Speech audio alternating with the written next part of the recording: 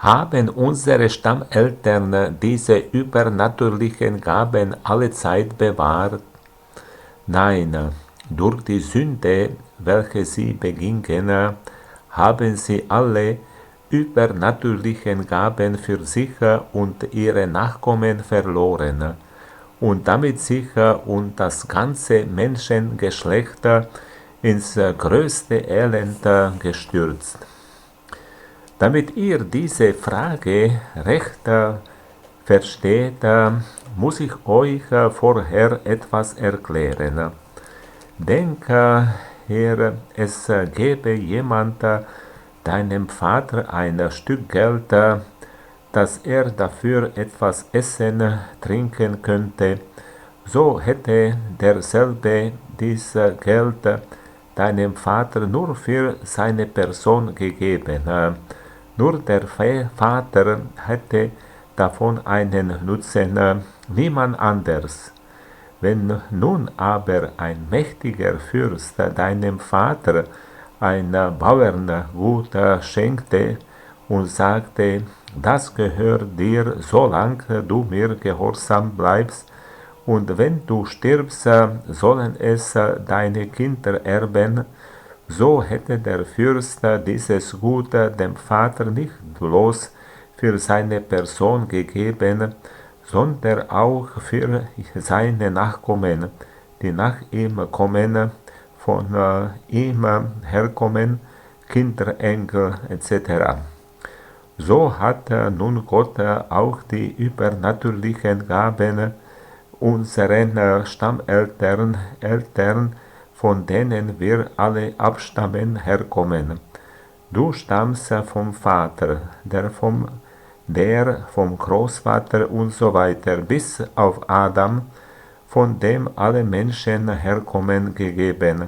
Nicht bloß für ihre Person, sondern für alle ihre Nachkommen, für alle Menschen, die von Adam abstammen, also für das ganze Menschengeschlecht. Gott hat gleichsam dem Adam gesagt, diese Gabe gebe ich dir, und wenn du mir gehorsam bleibst, darfst du sie behalten, und auch deine Kinder bekommen dann die heiligmachende Gnade, die Erkenntnisfreiheit von böser Lust, erben sie dann von dir. Wenn du aber mir nicht gehorsam bist, so nehme ich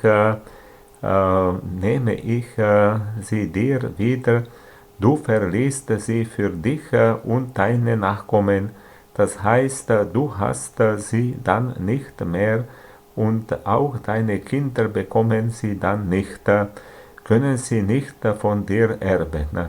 Also merkt es, wenn Adam Gott gefolgt, nicht gesündigt hätte, dann hätte er diese übernatürlichen Gaben bewahrt für sich und alle seine Nachkommen.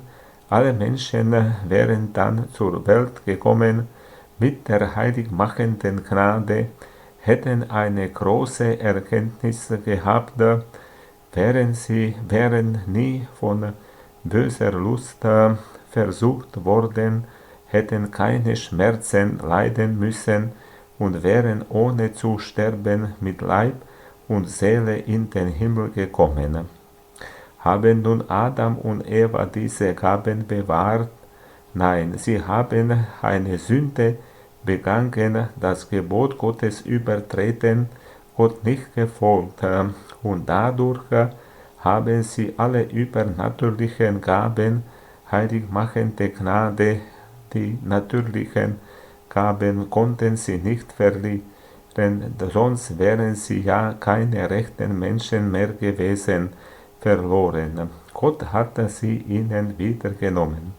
Für sich und ihre Nachkommen, sie haben nun diese Gaben nicht mehr gehabt, und ihre Nachkommen haben sie nicht bekommen, und damit, das heißt eben, weil sie sündigten und diese Gaben verloren, haben sie sich und das ganze Menschengeschlecht in das größte Elend gestürzt. Das heißt, sie haben sich und alle Menschen, die von ihnen abstammen, arg unglücklich gemacht. Elend bedeutet unglücklich.